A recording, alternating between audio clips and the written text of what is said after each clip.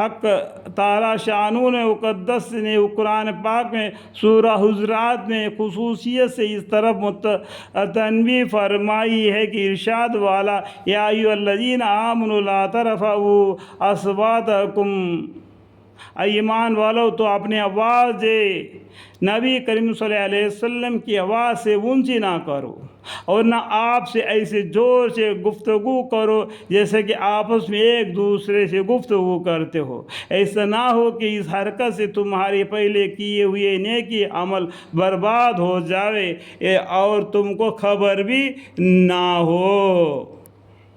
یعنی پیغمبر صلی اللہ علیہ وسلم سے زور سے بات نہیں کرنا، اونچی آواز سے بات نہیں کرنا، تو کیا کہ آپ کے نیک اعمال برباد ہو جائے، اس کی خبر بھی آپ کو نہ ہو۔ یعنی پیغمبر صلی اللہ علیہ وسلم جتنے بھی پیغمبر دنیا میں آئے اور دنیا سے پردہ لے لیا، قبر مبارک میں وہ زندہ ہے، ٹھیک ہے، دنیا سے پردہ لے لیا، لیکن پیغمبر ان کے جسم کو، زمین کو کھانے کو نہیں کھا سکتی۔ اور شہید کا بھی، شہید کو قرآن میں لکھا ہے ان کو روز جگ بھی پہنچتا ہے، وہ زندے اپنے قبروں میں، وہ ممتاز حیات میں ہے، ان کو تم ادراک نہیں کر سکتے، ٹھیک ہے۔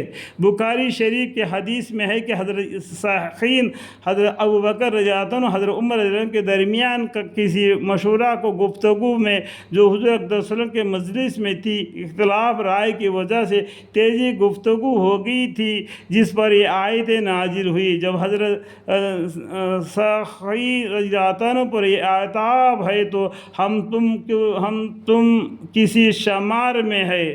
حدیث میں آیا ہے کہ اس آیت شریف کے بعد حضور صلی اللہ علیہ وسلم مجلس میں حضرت عمر رضی اللہ عنہ کی آواز ایسی ہوتی کہ بعض اوقات مکروہ پوچھنا پڑتا کہ کیا کہا۔ دیکھو ان صحابوں کو اتنا عذاب ہے، اتنا ڈر ہے پیغمبر صلی اللہ علیہ وسلم کے سامنے اونچی آواز سے بات کرنے کا، اور ہم آپ کی کیا ہے۔ حضرت ابوبکر صدیق رضی اللہ عنہ نے عرض کیا کہ یا رسول اللہ، میں تو آپ سے اس طرح گفتگو کروں گا جیسے کہ کوئی راز کی بات کرتا ہے۔ الحمدللہ۔ حضرت ثابت بن قیس رضی اللہ عنہ جہادی اسود تھے، اس آیات کے نازل ہونے کے بعد اس رنج و غم میں کہ میں تو ہمیشہ ہی زور سے بولتا ہوں، میں تو بس جہنمی ہو گیا۔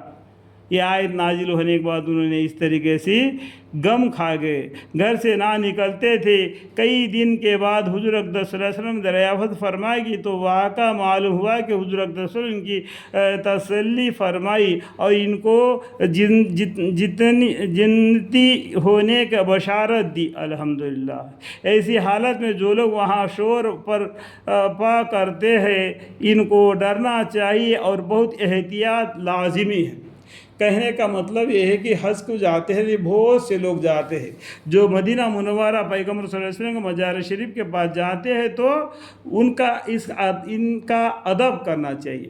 تو اس لیے کیا ان کو اس سے پہلے فضائل حج کی کتاب کو پڑھنا چاہیے، اور ان کو تعلیم دیا جاتا ہے، ان کو جو لیکچر دیا جاتا ہے حاجی، ان کو اس بات کو بھی خیال کرنا چاہیے کہ ہم مدینہ منورہ میں کس طریقے سے رہنا چاہیے اور مکہ شریف میں کس طریقے سے رہنا چاہیے۔ وہاں کا پیڑ پودے کو بھی ہاتھ نہیں لگانا چاہیے، کوئی گری ہوئی چیز کو ہاتھ نہیں لگانا چاہیے، وہاں پر تھوڑا سا بھی خون نہیں بہانا چاہیے۔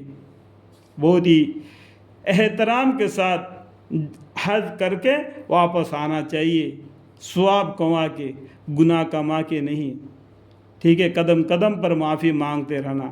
اللہ ہم آپ کو ان باتوں کو سمجھنے کے اعمال کی توفیق عطا فرمائے۔